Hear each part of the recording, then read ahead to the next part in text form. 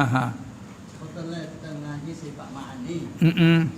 Jadi ada satu kaum mengatakan yaitu Abu Mansur Maturidi. Dia kata ada lagi satu sifat yaitu sifat takwin. Iya. Jadi nak beza macam mana sifat takwin dan sifat kudrat.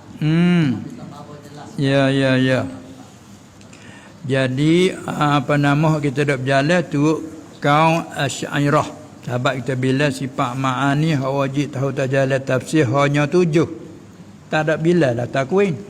Kalau kita berlaku atas mazhab jalannya Abu Mansur tadi, hak dia hak wajib tahu atas jalan tafsir sifat ma'ani itu ialah 8. Jadi bila 8, sifat hak kena tahu atas jalan tafsir 21. Tak masuk sifat 21. Itu. Jadi 8. Mana 8? Bila begini. Qudrat, takwin, bila situ. Qudrat, takwin, iradah, ilmu, hayat, sama, basar, kalam. Jadi 8. Lepas tu, nak beza lagu mana hak ni kata qudrat dengan takwin. Jawabnya pertama kali dah bila ma'ani, dua itulah dua sifat ia bahasa ada kedua-dua tu pada zat Allah yang sedia kalanya. Hak ni nama qudrat, hak ni nama takwin. Lepas tu kita nak jumlah macam mana? Kerana berlaku di atas terjemahan pada qudrat dia jumlah arti berkuasa, takwin arti pengada. Beza di mana? Mana tu Abul Hasan Asy'ari tak ada takwin dah. Takwin hak yang apa nama di sisi Abul Mansur kata takwin tu dia bila makna di sisi Asy'ariyahnya iaitu takwin tu nama bagi takluk kudrat yang tanjizi hadis. Kena ke diri buat diri mengada. Mengada apa hak tak ada biar ada.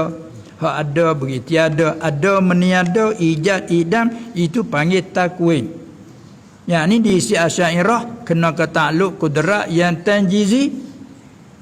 Jadi apa? Tanjizi hadis.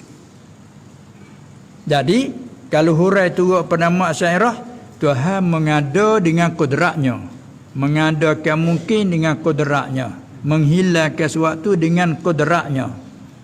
Faham mana takwin? Diri mengada tu. Tu panggil takluk tanjizi hadis bagi kudrat. Itulah takwin di sisi Asy'ariyah.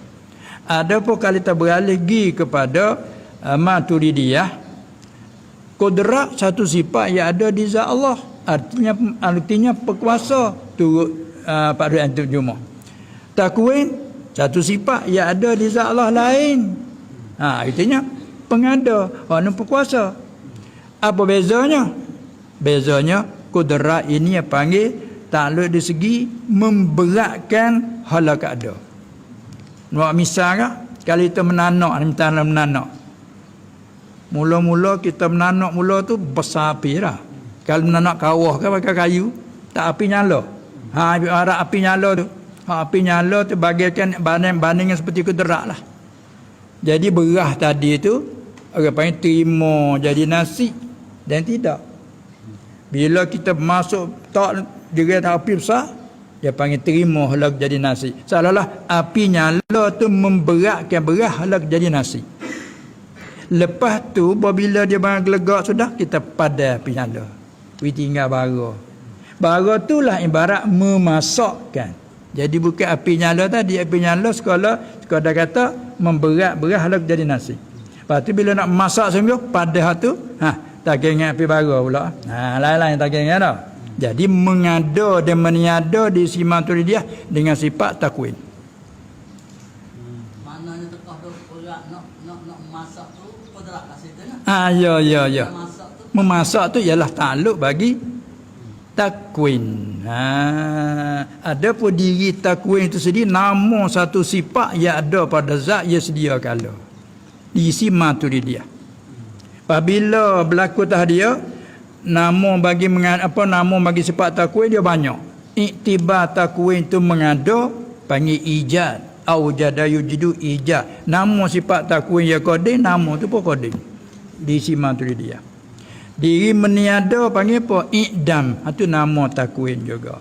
Beri rezeki nama apa? Razqan. Menghidup ihya.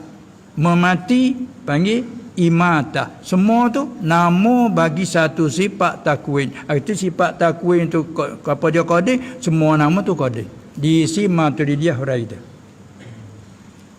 Tapi kalau istimewa apa dia Asy'ariyah, mengada, meniada, memberi rezeki, menghidup, memati, nama bagi segala nama takluk kudrat dan zat. Artinya baru. Itulah kata takwin baru, ni kata takwin qadim. Kena berlaku saat ni. Itu je dah. Baik. Jadi ambil pada kun fayakun. Itu di antara lah. Maka sama-sama ahli sunnah tu.